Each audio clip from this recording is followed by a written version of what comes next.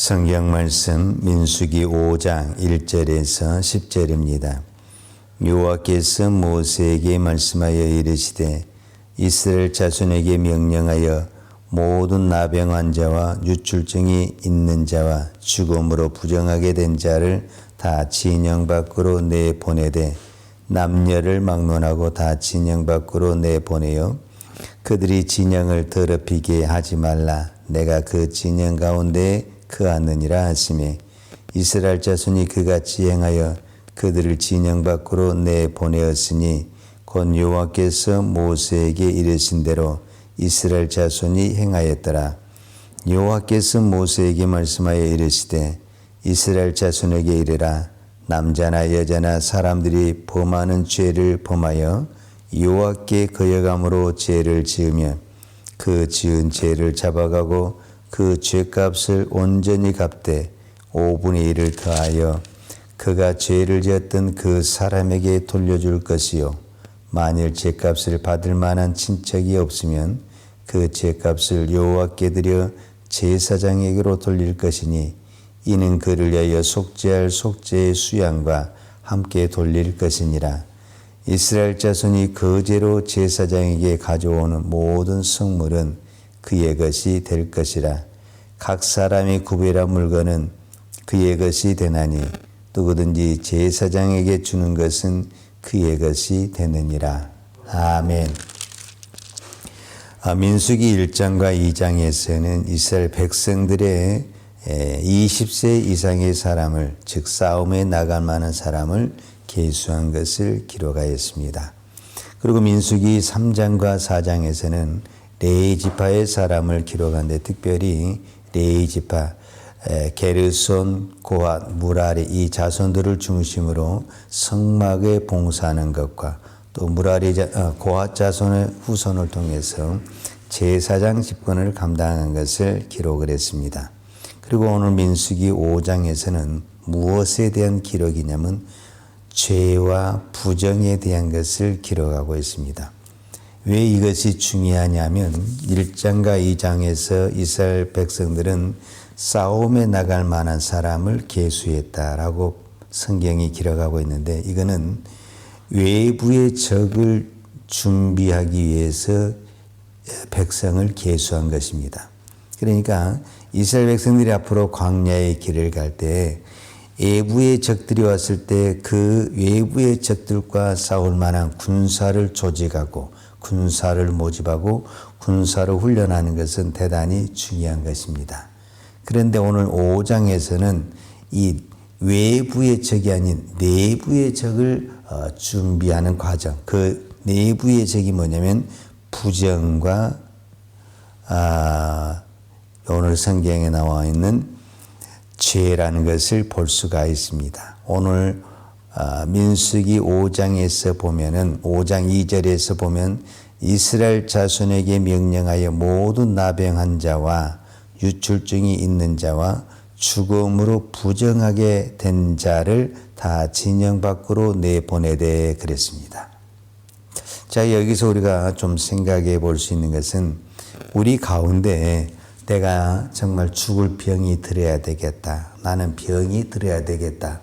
이렇게 생각한 사람은 없습니다. 우리는 어떻든가 병이 안 들고 싶고 또 건강하게 살고 싶은 것이 사람들의 기본적인 욕구다라고 말할 수 있어요. 그런데 이 사람들이 어떻게 병이 들었다라는 것은 성경에 기록하지 않아요. 나병한 자, 유출증이 있는 자 이런 사람들이 저는 내가 이런 병이 걸려야 되겠다. 내가 나병 환자가 돼야 되겠다. 나는 유출증 병이 들어야 되겠다. 이렇게 생각해서 병이 들었다고 생각하지 않아요.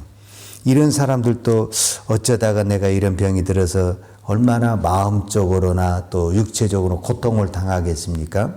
그런데 이런 사람들이 지금 육체적인 질병을 당하고 있는데 이 사람들을 진영 밖으로 내보낸다고 한다면 어떤 부분에서는 이 이스라엘 백성에서 밖으로 내쫓김을 당하는 것이고 버림을 당하는 어떤 그건데 어떤 부분에서는 그거는 육체적인 어떤 질병의 아픔보다는 마음적으로 또 어떤 상처를 받는 어떤 그런 부분이 될 수가 있는 거죠.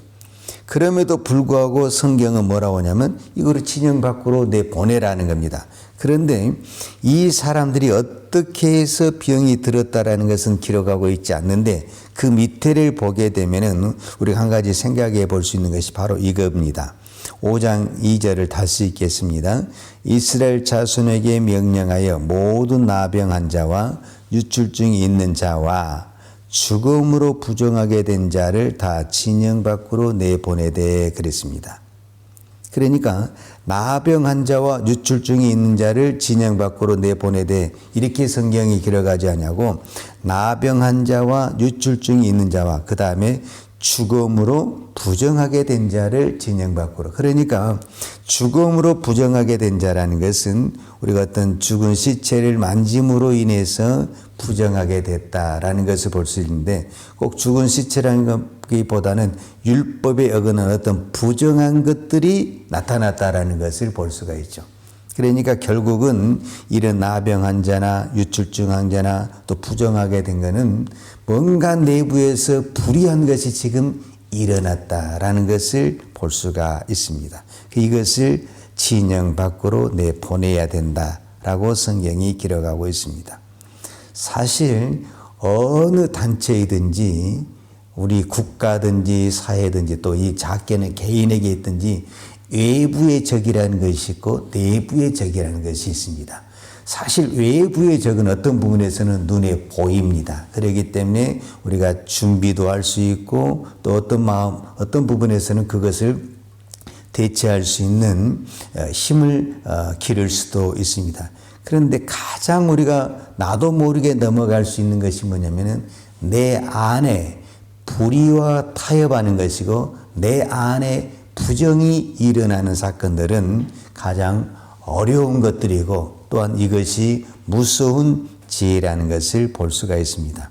그러니까 이스라엘 백성 전체를 통해서도 우리가 깨달을 수 있는 것은 이스라엘 백성은 외부를 통해서는 망하지 않습니다. 대부분이 강성한 나라, 우리가 흔히 말하는 세계적인 강국이라고 했던 로마나 어떤 그런 유명한 어떤 세계의 나라는 외부의 적에 의해서 망하지 않습니다. 반드시 내부의 어떤 분열과 부정과 죄악으로 인해서 나라가 망하고 개인이 망하고 사회가 망하게 되는 것을 볼 수가 있습니다. 그래서 사실 우리는 눈에 보이는 죄보다는 눈에 보이지 않는 죄가 훨씬 더 무서운 겁니다. 우리는 남에게 우리가 도둑질을 했다, 살인했다 하는 것들이 우리는 대단히 큰 죄로 여기고 그것을 사람들이 비난하고 말들을 많이 합니다. 그러나 그 죄가 나오기까지는 그의 생각과 그의 마음은 더 큰 죄를 지었다라는 것을 우리는 알아야 합니다. 사실 우리는 밖으로 표현되지 않았을 뿐이지 우리 안에도 수만 가지 내 안에 죄가 있습니다. 그 중에 가장 무서운 죄가 뭡니까? 욕심이라고 말할 수 있고 탐심이라고 말할 수 있는 이 탐욕의 죄, 시기, 질투의 죄, 불평과 원망하는 죄, 남을 판단하고 정죄하는 죄, 이 모든 것들은 눈에 보이지 않습니다. 겉으로 드러나지 않습니다. 이런 것들은 다 어디에서 일어나냐면 내 안에서 속에서 일어나는 죄다고 볼 수가 있습니다. 결국 이런 것들이 결국은 우리로 하여금 무서운 죄를 범하게 되는 것입니다. 제가 민수기를 처음 시작하면서도 말씀을 드렸지만 민수기는 두 번의 인구조사가 나옵니다. 민수기 1장에서 인구조사가 나오고 민수기 26장에서 인구조사가 나옵니다. 민수기 6장에서 인구조사할 때 20세 이상으로 싸움에 나갈 만한 사람이 60만 3,550명이었습니다. 그리고 38년이 지난 다음에 민수기 26장에서 다시 한번 인구조사를 하게 되는데 그때 왜 인구조사를 하게 되느냐? 첫 번째 제1세대라고 말할 수 있는 이 첫 번째 인구조사를 한 사람들이 그대로 다 살아있다고 한다면 그때 인구조사를 할 필요가 없습니다. 그런데 이 사람들이 이 38년이라는 긴 시간 속에서 다 죽게 됩니다. 그리고 두 번째 인구조사가 민수기 26장에 나오게 되는데 그 숫자가 60만 1730명입니다. 물론 첫 번째보다는 약간 줄어들었지만은 거의 비슷한 숫자입니다. 그러면은 이 첫 번째 인구조사를 했던 60만 3550명이 이 38년이라는 이 시간 속에서 다 죽었습니다. 그들이 전쟁에 해서 죽은 것이 아닙니다. 기근을 맞다든지 먹을 것이 없다든지 어떤 질병으로 죽은 것도 아닙니다.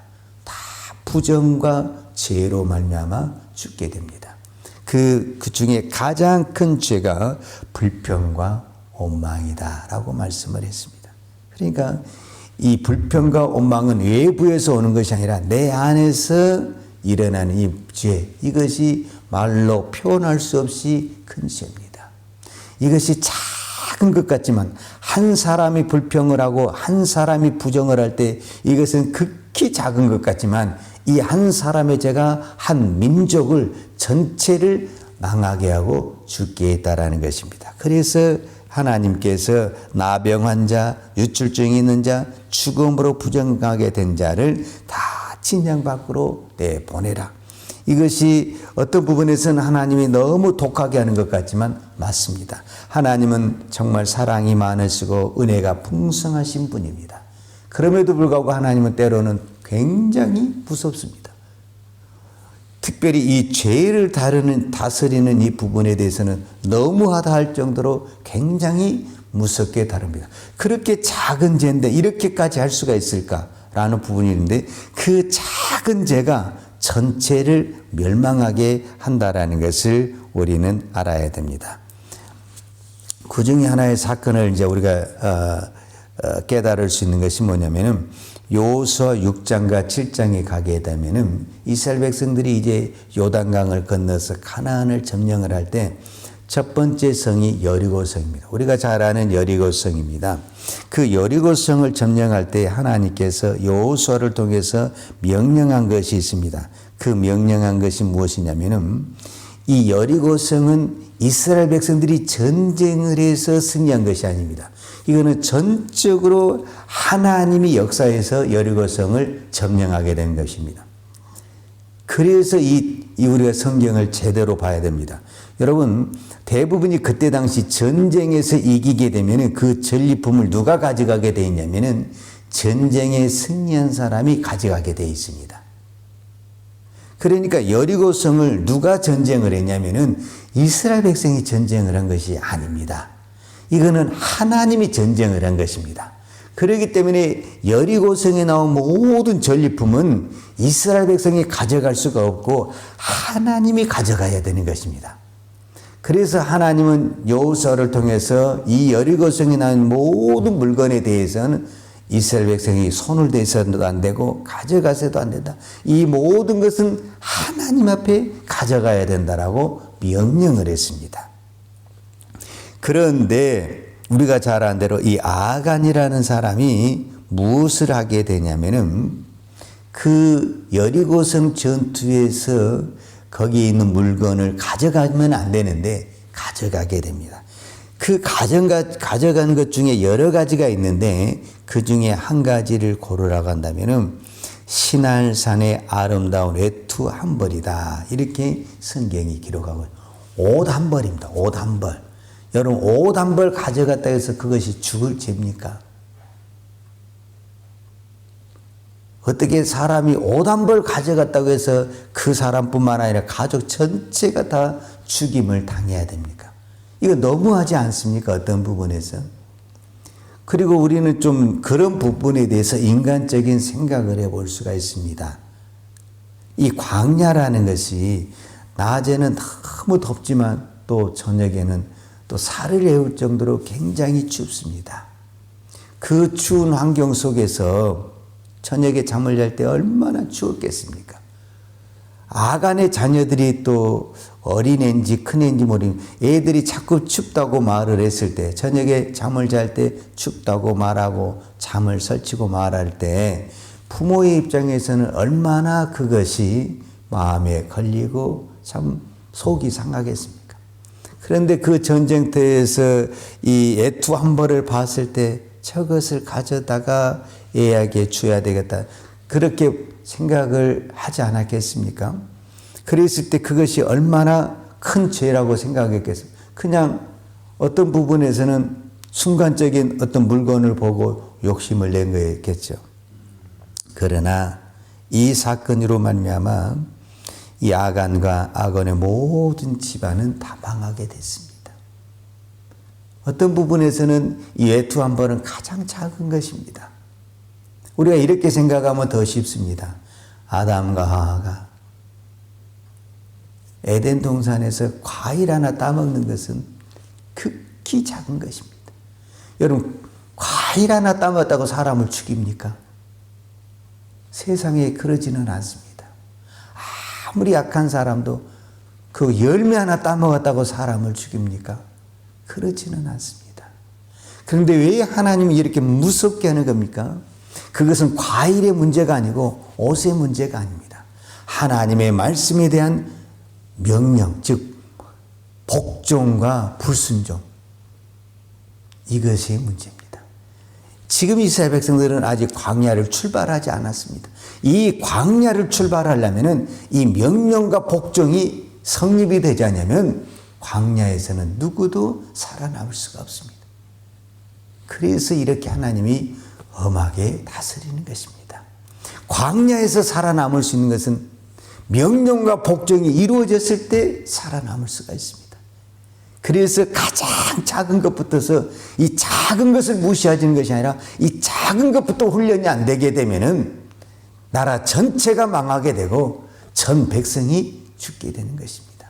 그래서 하나님이 광야가 출발하기 전에 가장 무서운 이 내 안에 부정과 죄, 이 가장 작은 부분을 다스리고 계십니다. 오늘 우리가 주일날 거룩한 예배를 드리지만 어떤 부분에서는 눈에 보이는 큰 죄에 우리는 잘 넘어지지는 않습니다. 그런데 눈에 보이지 않는 이 작은 부분, 이 부정적인 부분, 불평적인 부분, 욕심 부분, 비난의 부분에 대해서는 우리가 쉽게 넘어지게 된다는 것입니다. 이것이 무서운 것입니다. 오늘 저와 여러분이 이 새벽에 또 오늘 우리가 이 한 해를 새롭게 시작하면서 또 조심하고 조심해야 될 것은 바로 이 내 안에 있는 부정입니다. 부정. 부정과 타협하는 것, 내가 작은 부정에 쉽게 타협하고 넘어가는 것, 이것을 우리가 잡지 못하면 우리는 결국 그 작은 것 때문에 넘어지게 되는 것입니다. 오늘도 그 작은 것을 믿음으로 바로 세워서 정말 우리가 믿음의 길을 갈 때 그 작은 것 때문에 넘어지지 않는 믿음의 사람이 되기를 축복합니다. 기도하겠습니다. 하나님 아버지 감사합니다.